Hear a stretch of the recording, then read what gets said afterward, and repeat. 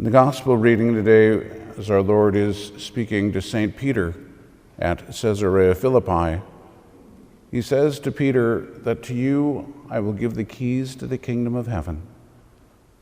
Now that sounds to us like he's given Peter an awful lot of power. But as we recognize in the first reading, St. Peter didn't see it that way at all. And he understood it the way it's supposed to be. He tells the presbyters, the elders, that as a fellow presbyter, that they are to serve the people, that they are to be an example to the people. He realized that far more than saying something about whatever power Peter has, which obviously, being given the keys, there is great power, but it's not given for power. It's given for service. And that Peter understood that this meant that he first had to conform himself to Christ. And that's what he's telling the other presbyters that they have to do. That they have to be an example to the flock. That they have to be willing to lay down their life for the flock. That's the real power that is given. And that doesn't require any keys to do. In other words, those of you who are parents, you have that same obligation.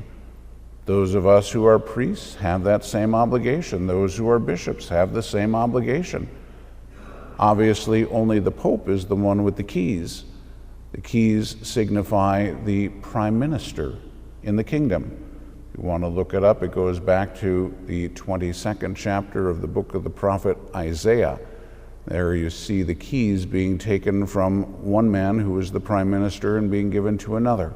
It's an office of succession, just as the office of the papacy is, and it is the sign of authority. The prime minister literally means the first minister in the kingdom. So the king had his things to do. The prime minister literally ran the day-to-day life of the kingdom. And so the keys were the symbol of his office. Just as we can look today at somebody in the military and it's an officer, you look up on their shoulder and you can tell what rank they are. Well, back then, the prime minister wore a pair of keys right up on his shoulder because he was the one who had the authority to open any door or to lock any door, is what that implied. In other words, he could make laws and he could dispense from laws. He literally wore the king's signet ring.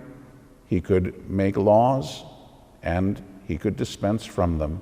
He had the king's authority. Jesus is the king. Peter is the prime minister. And every one of those who come after him, as I said, it is an office of succession. And so it is an office of great responsibility. The responsibility not so much about running the day-to-day life of the church, which is what he has to do, but the example, the responsibility to be an example to the people. So you look at the early years as we celebrate St. Telesphorus today. Remember, every single pope in the first several hundred years of the church was put to death. Every last one of them.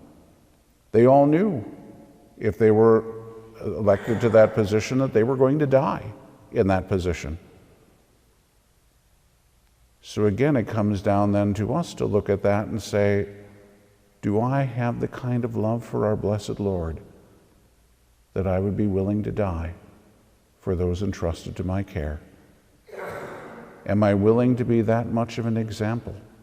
Am I that conformed to Christ that I would be willing to do that?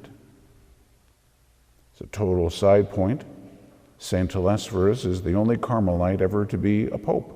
He was a hermit on Mount Carmel and was somehow or another found out who he was and was made the pope back in the 130s. So it's a fascinating thing that here is a man who is focused on prayer. That's what his whole life was about. And now God calls him to head the whole church. But it was precisely that prayer, that seeking of union with Christ throughout his entire life, that then allowed him to be able to seek perfect union with Christ through his death, through becoming a martyr. He's buried right next to St. Peter, interestingly, down underneath St. Peter's Basilica. So just a little bit of history for us to be able to look at. And as we see some of the problems that go on in the church today and the weight that a pope would have to carry, we look back over the history and we see what those early popes had to live with as well, the care for the flock, but such care that not only would they be an example, but they had to be so conformed to Christ, they had to love our Lord so much and love the people so much, that in order to say yes to that election, that they would be willing to die, literally. So this was not a power position. This was not some glorious kind of thing that isn't this wonderful, look at me. No, they knew when they were elected what this was going to mean. They were willing to allow those keys to be put upon their shoulders, to take on the yoke of Christ, and to die for his sheep.